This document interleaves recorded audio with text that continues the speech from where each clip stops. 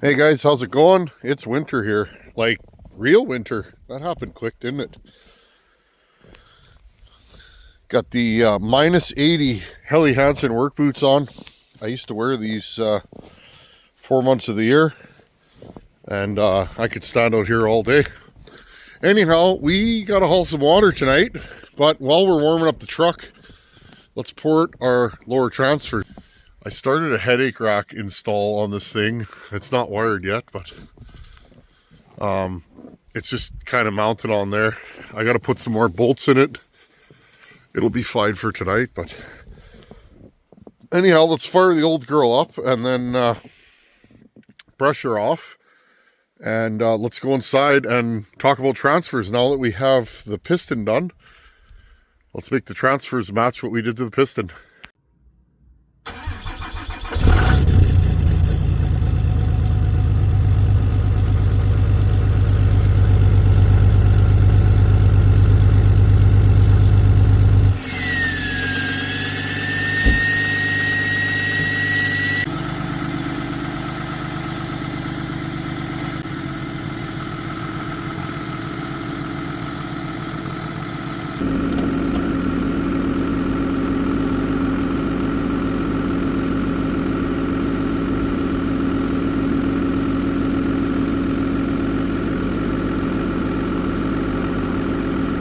Okay, well, now that we got the old Cummins started, she starts good, don't she? I'm impressed. I haven't plugged it in yet. So now that we are warming this thing up, let's get to the bench and talk about transfers, and let's port some transfers. Okay, now one thing I'm going to say, before you clean up your cylinder, I always do this. You can see where the skirt has rubbed. Okay, the cylinder, and here's the cutouts. Okay, here's the cutouts for the transfers. Well, you can use that as your guide, okay, to do your porting, and it makes things really easy. If I wanted to widen my intake, well, I could widen it so far, right? Because I know I can go to here with it. Okay, so if I wanted to widen this intake some, I could do that. Okay, now also, we know that these transfers are partially blocked. Now, some people disagree with me, but I think that stifles RPM, and it stifles where the saw is going to cut at. Remember the 288? Remember when I did that 288 last year or the year before? I always noted that 288s kind of hit a wall RPM-wise. They pull good, but they don't pull at higher RPM. Why? Well, because I thought because the transfers don't flow. Well, when I cut my transfers wider to match, guess what happened? That 288 I built suddenly cut at a high RPM without a super high exhaust roof. So what I'm going to do here, and again, make note, okay, I can't go super deep with these because you got to look at, okay, where's their material here? I can't go super deep, but I can definitely cut these out and make them wider. Okay, and we'll also get rid of, there's a lip here. I can feel it, there's a big lip there. So what I'm going to do now, I'm going to go in and I'm going to widen this. I'm also going to widen the exhaust. I'm not going to raise it. I'm only going to widen it. Again, we can see right here, I can use a straight edge and mark where I can go with that. Okay. So all I'm going to do here, I don't want to hog these transfers out. I don't want to make my bottom end too big, my case capacity, but I do want to get these to flow. So I'm going to go in there with my Fordham and I'm going to cut these wider, and I'm just going to slightly cut the bottom so that it's smooth into there, okay? So have a look at them right now. They're narrow, and you can see about 50% of the window is blocked by the cylinder wall. That will affect how the air flows through there. Okay, now I'm going to get to porting these, and I will show you what I've done when I'm done it. Okay, I've just started the rough-in process. Again, you guys can see there's our edge right here. There's that faint line. I don't want to go right up to it, just close. Now, you might be asking, and I have been asked this, is how do I get them so straight? Well, I run my tool in, okay? I start at the top, right there. I start at the top and I start grinding a slight line into there. Now when I get close enough, I start pulling it back. Okay, I grind this way and I pull it back so it's straight. It's all in the motion of your arm. Now again, we have to pay attention to where this ends up. Okay, we don't want to start hogging in there because we will blow a hole in it. Okay, we just want to give a little bit more of a passage for the transfers to run into. Again, you can see, putting this in here. Okay, we'll put that in there straight. You guys can see that now it goes right to the window. Okay, I'm just going to keep going. You can see it went off a couple times. Not a big deal. Don't worry about it. Right here in the corner. Again, we'll hone that.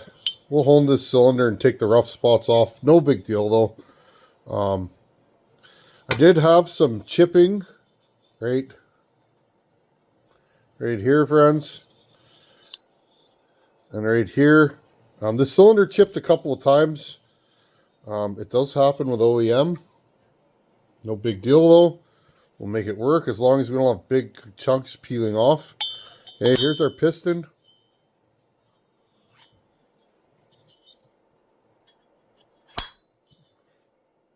Notice the skirts go right to the transfers now. Let's see if I can show you this a better way. Maybe we'll go like this. Hey, you see that? Look. Okay, so now, actually we can show you a way better way. Let's put this foam in here, like we do. Okay, there. Okay. Notice, right to the edge, but not past. Okay. Or close to it, or right on the edge. Okay. See, that one's right there. Although I think our piston can be turned. There we go. Okay. Just a slight gap beside each one. Look through the transfers now. See if we can do this so that this sticks up even further.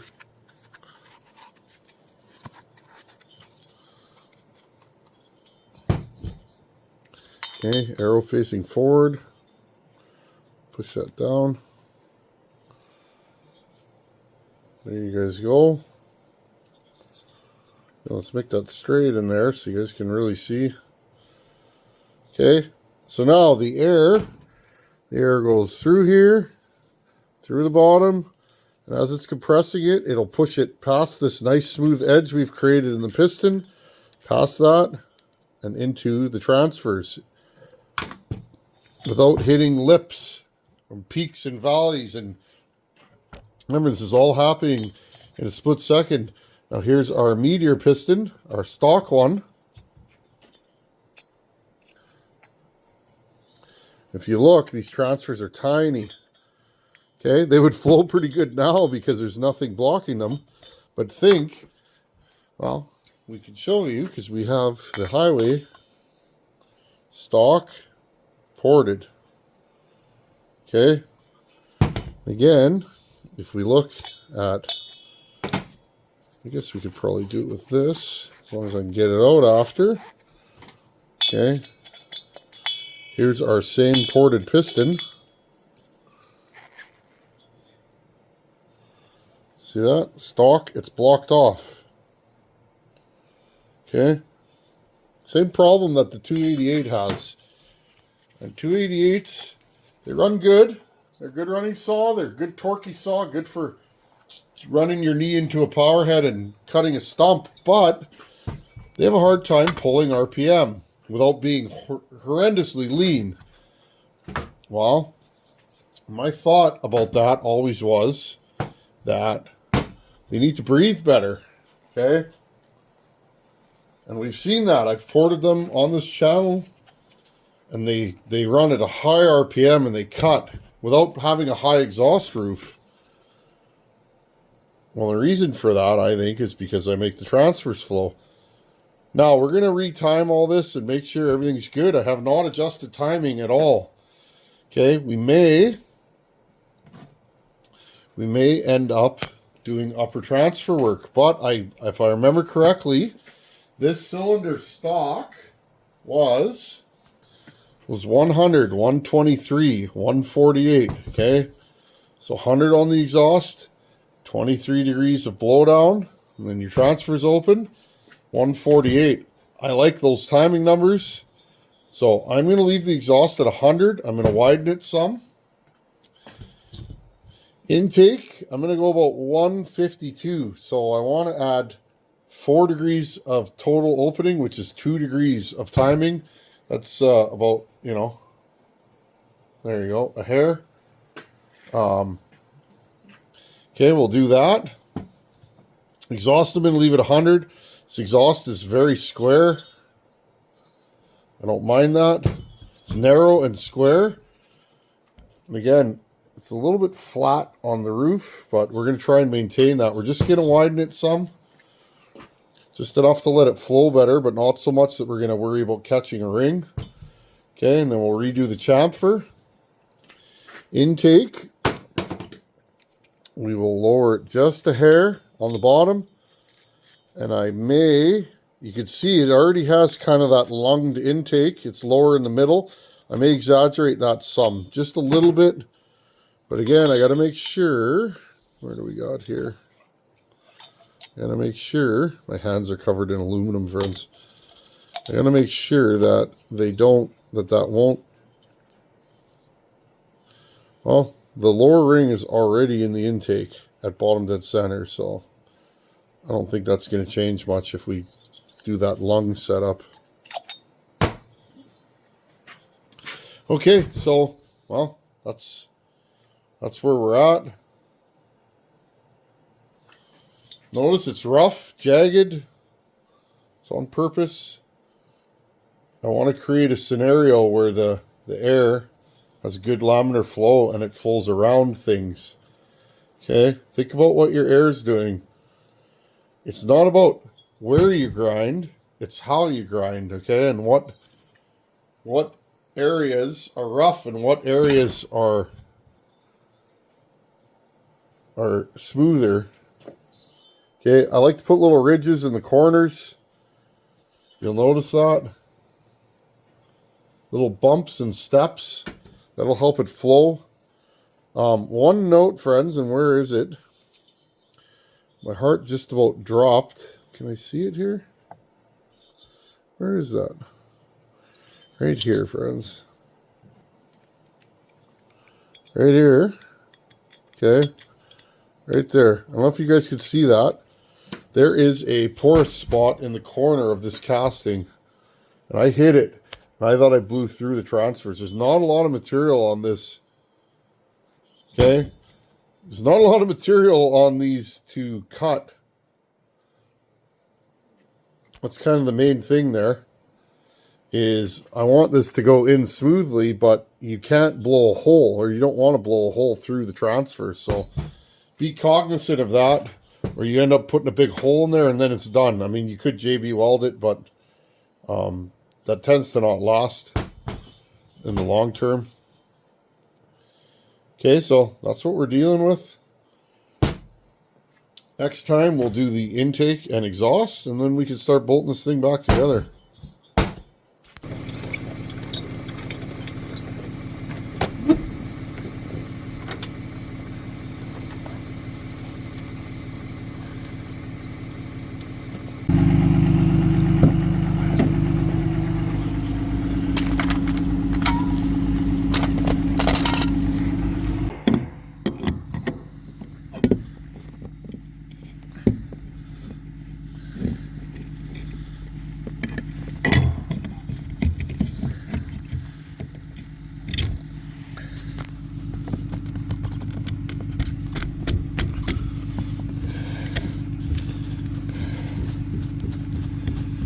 cold.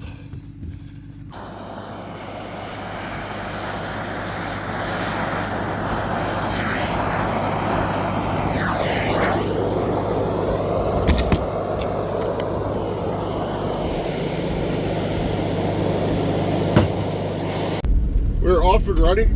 What a great thing this is, you know, to show you guys the value of hard work on the channel. This truck, friends, when I started this channel, I couldn't afford any truck, let alone, you know, a mega cab or a 7.3 Power Stroke. So, fruits of my labor. This truck is reliable. It starts. It's safe to haul my family around in. I'm sure it's going to absolutely murder snow. We got a solid about 4 inches of snow already in the yard. It's going to be a hairy winter if this keeps up. There's my idea of transfers. I didn't make these ones go super deep because, well, there's not a lot of meat there. Also, I don't want to add a ton of case capacity to this build. I want to add enough that this thing gets, you know, up there in RPM and cuts at a high speed. But I'd like to keep the saw snappy for limbing. It's a lightweight 80 plus cc saw, which means you could use it for, you know, falling and limbing. So, well, we'll see what we're going to see. Now we're hauling water. Again, I've said it many times before. Sorry, friends. I have a service reminder on this truck that comes and goes. It's kind of an annoyance, but I haven't figured out a way to get rid of it yet. Or delete it, I will say. We haul water here. We don't have wells where I live. The groundwater is not suitable for drinking. So, this has been, I didn't know that there is places that aren't like this, but we do have wells around here, just not in my region. Most people in this region haul water. So, there's many standpipes around, and you go there and you hook up and you haul your drinking water. We're down to a 1 haul a week kind of schedule, and which is nice. When my daughter was born, I was hauling 3 times a week. Let me tell you, my favorite part about this truck is the engine brake. It works so well for towing. I mean, it's incredible. Anyhow, we're going to get up and rolling down the highway, and I'll hit you guys back up. I gotta say, I'm really digging the holiday season this year. I think having a child brought my inner child back. Now, my wife would say I'm a big child, which I am, but definitely a big kid at heart. But I really enjoy this time of the year, and to see Christmas again through my 3-year-old's eyes, just an incredible thing. Every time of the year, this year, I get into a reflective mood, and all things considered, I'm just grateful the way my life has gone, and just gratitude is what I have. Gratitude. Those of you that have reached out to me lately, and there's that beepy noise again. Those of you that have reached out to me, I've had a lot of well wishes and a lot of newcomers on the channel saying, hey, I just found your channel, and thanks for doing what you do. That's nice. How cool is it to be me and to get to do this? I made a choice 6 years ago to turn the camera on, and the rest is history. And I've met some wonderful people through this, and I've gotten to travel all over the United States to places I never would have gone, you know, to meet people I never would have met. So, pretty cool. And I think it's just good role models growing up. There's a few men in my life that, you know, that weren't my dad, but were good men that, you know, kind of helped steer me in the right direction. I had a teacher in high school, Mr. Hyman, his name was, Carl Hyman, and I was a little bit of a, well, I was a poor student, and he took an interest in me. I think he knew I was intelligent, but he knew I wasn't applying myself, or that school wasn't for me, and he talked to me about getting a trade, which I did, and the rest is history. So I wish I could run into that man. He moved somewhere to Vancouver Island just to shake his hand. When I get to Vancouver Island, and that's going to happen one of these days, I'll definitely look him up and see if maybe I can find him. I would go there, friends, and knock on his door and say, hey, Mr. Hyman, thank you. Thanks for being a good man. So anyhow, friends, that's what's on my mind. Just gratitude. Thank you for everyone that's hanging out here, and let's go haul some water. I know it's crazy to some of you, but we do this. It's only minus 14 tonight.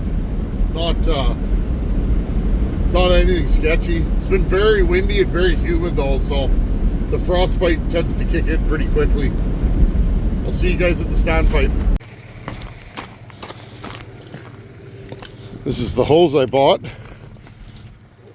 the day that I was at the auction and saw the Cummins. Oh. See, so this is frozen. It doesn't want to go. We're going to try it. I'll lift it up and... Okay, that's not going to go. We'll fix that. I'll jump up here. I need to find a 90 for this thing. Hold on, I'm just going to stick it in the hole. Something like that. I wore these boots today. These boots have grit embedded in them. You can't really slip. It's a great thing. Okay guys, and now you've asked me about this right here. This is wireless. And it'll beep twice. And it'll start filling.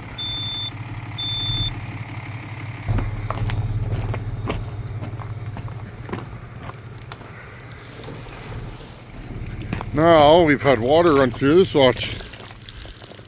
Oh, it's not gonna go, is it? There you go, friends, I got it. Even though the water's cold, it's a lot warmer than it is outside. Okay.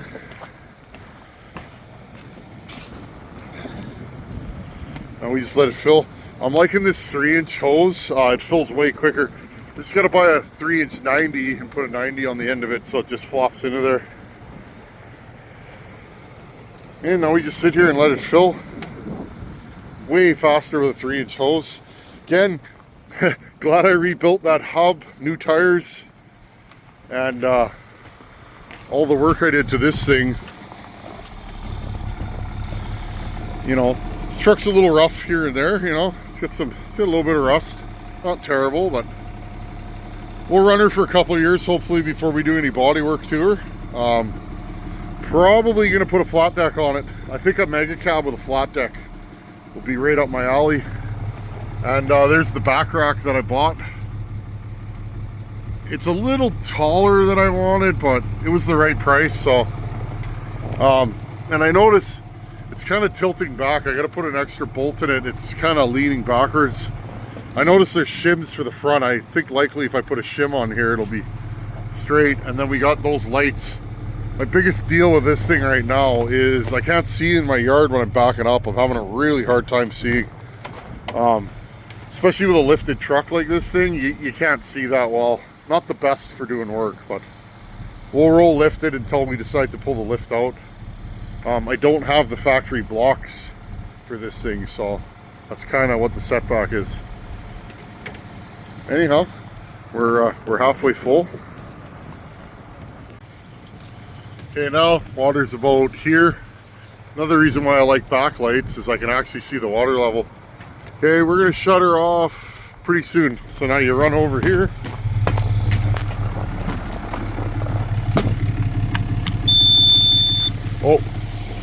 Oh, we overflowed it. Oops. If I had a nickel for every time I've done that in my life. Okay. Right here. These are those cam locks. Okay, there we go. Woo!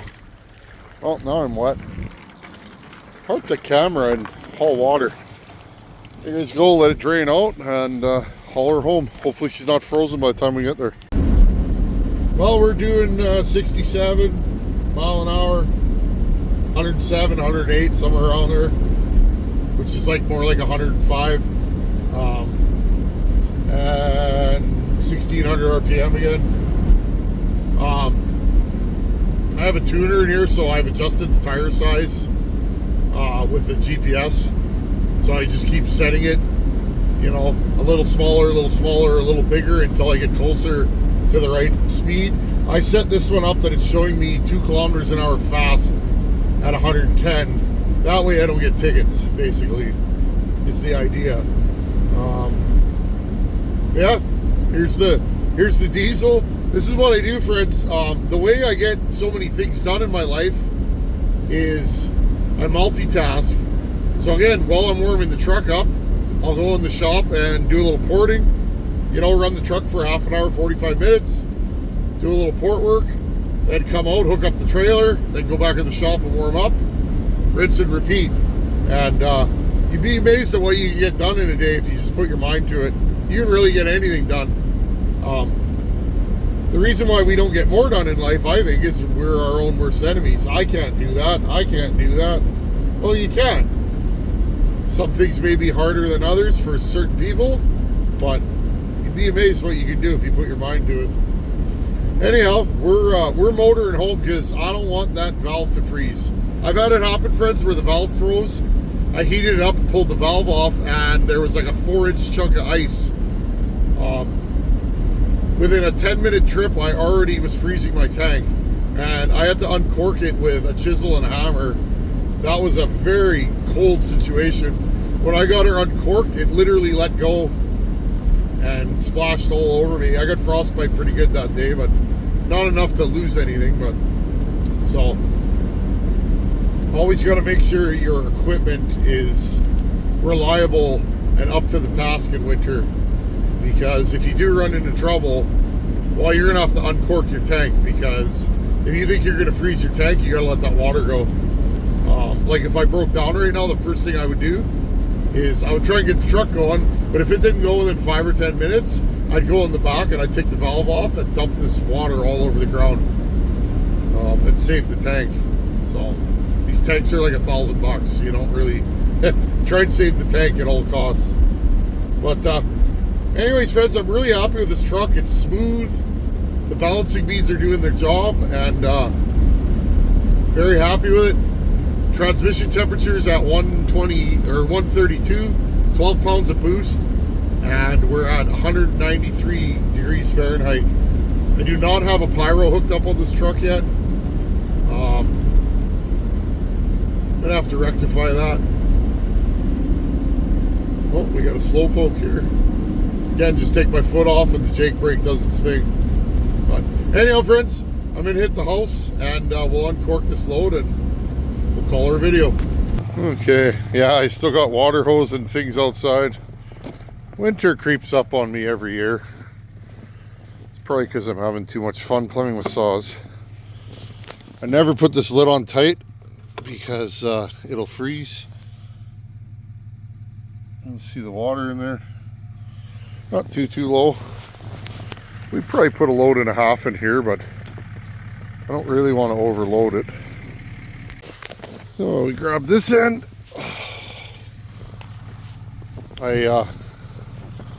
Next couple weeks, probably on Christmas holidays, I'm gonna make new water hoses. I bought all that line at the auction so I could replace this. Oh, we're dripping a bit. That's not a bad thing. That keeps the water flowing in there. Now this thing likely